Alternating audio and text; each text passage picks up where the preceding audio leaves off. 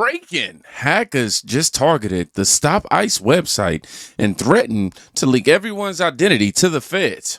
Holy sh! Is actually happening, this post says.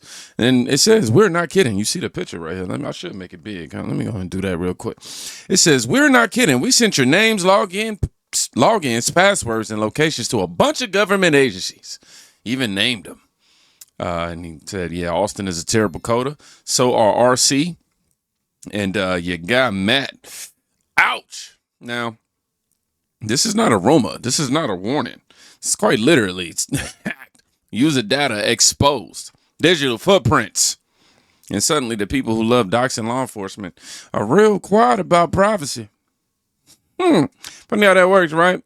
And while activists, while they were still refreshing their feeds, rather, trying to figure out what just happened, reality, it didn't wait. I understand what you're doing. I appreciate what you're doing. Unfortunately, Target would like you guys to exit the store and leave the property, okay? Unfortunately, if you guys refuse to leave the property, we have no choice but to arrest you for trespass. Okay? Again, I appreciate what you guys are doing. I understand what you're doing. Unfortunately, the store has the right to do it legally. Okay? We appreciate what you're doing as well. Thank you. Yeah. Thank you. I have a hard job. As much as I want to come over here and, you know what I mean, and do what I need to do, I still have a job to do, unfortunately. So I appreciate you guys' cooperation. The last thing we want to do is arrest a bunch of people, so. Arrest? Again, it's everybody's individual decision what you choose to do. What you're comfortable with. The last thing he want to do is arrest a bunch of people. Arrest them? What you waiting for? So this is a police officer clearing the protesters inside a Target. This is the best video, or the light-hearted video you're going to see in this timeline right now. But, just look at the contrast, man. Just a police officer reminding adults that Target is not a revolutionary training ground.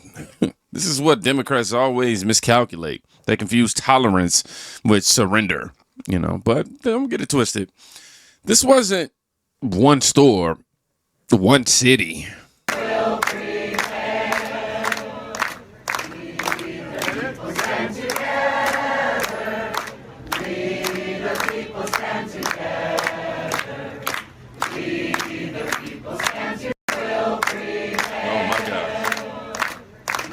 The people stand together. You need to go to jail, yeah. All right, let me stop. They got me out here sounding like I'm a wannabe Elvis impersonator. But this is a mass Target sit-in chant that they're doing right there. Multiple targets are being hit. Same chant, same scripts. Nothing about this is organic. This is not organic outrage. That's coordination. And Democrats love to call this grassroots, though. But us normal people, we call this planned disruption, all right?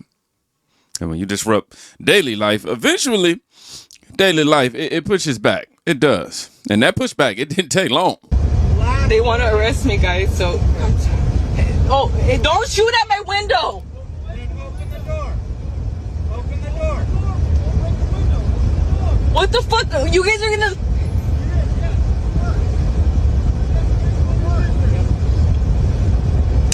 What the fuck? They're gonna break my window, guys, please. They're gonna take me to MDC, guys. They're gonna try to arrest me. This is insane. I can't believe this is happening, guys. Lord, please protect me. Lord, please. Guys, I don't trust them. They're gonna break through windows. They're insane. You guys, they're gonna let this happen?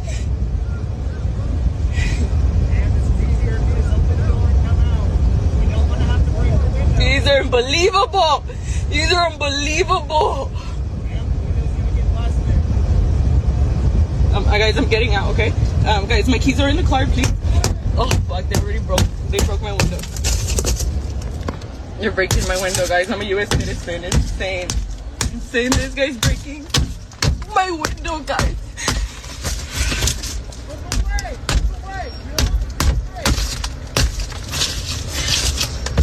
They're gonna try to arrest me. I was unlocking the door. Guys, my phone's under here.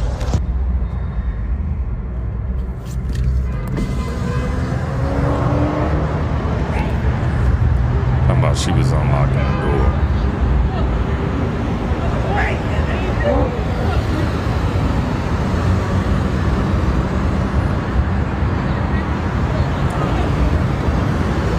Yep, this is the moment the movement realized something has changed dramatically. Cameras didn't protect her. The slogans didn't save her. Live streams didn't stop the cuffs. This is what happens when ideology meets law enforcement that's finally allowed to do its job. All right? Bravo. Now, here's where the left starts yelling conspiracy, right? Because patterns make them nervous. In the first hearing a couple weeks ago, what we learned is that Governor Walz likely knew about this fraud from the day he stepped into office, and yet he deliberately did nothing.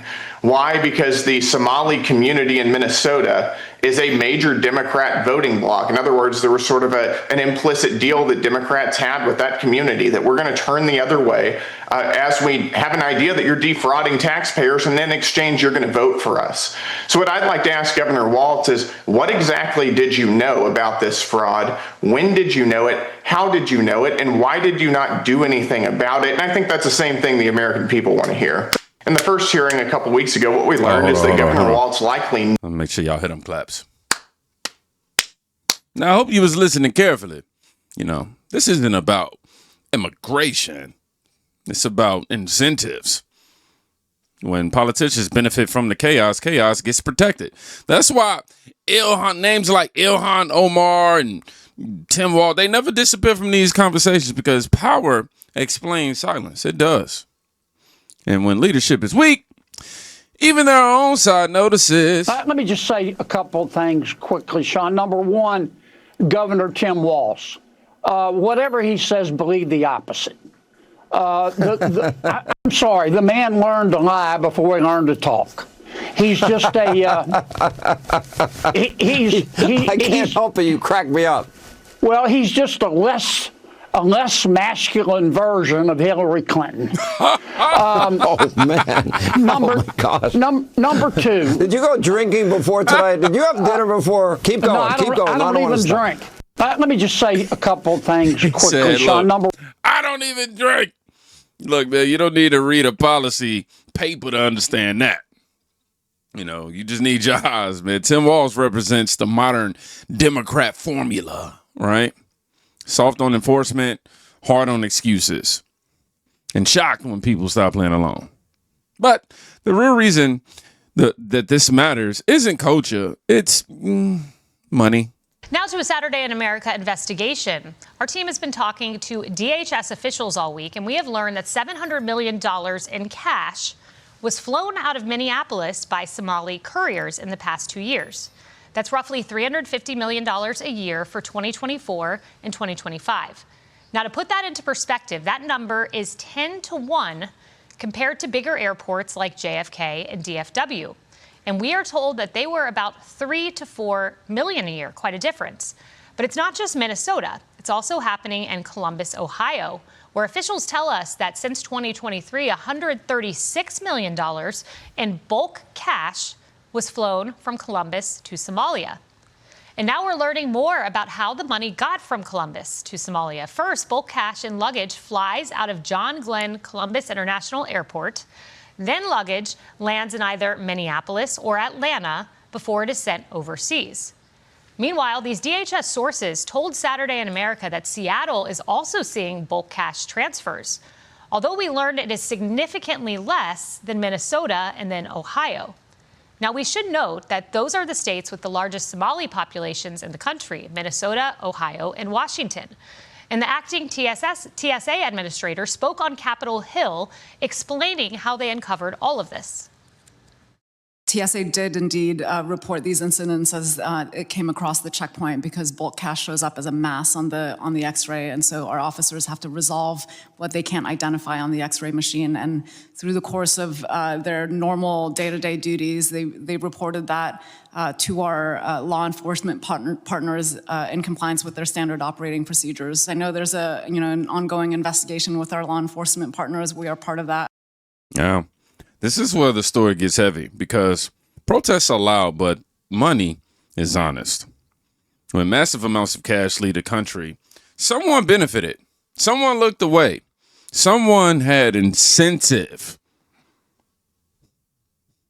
That's not activism. That's a system being exploited. And now the clip that explains why this video is titled the way that it is. I said clip. I meant to say, I call them all clips anyhow. Every time I'm switching between tabs. But deport Ilhan Omar and all her friends from Somalia.